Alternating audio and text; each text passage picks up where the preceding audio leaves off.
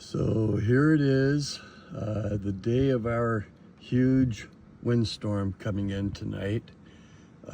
Right now we got snow, possibly a bunch of rain this afternoon, and which will make the ground a little unstable with all the mud we've had.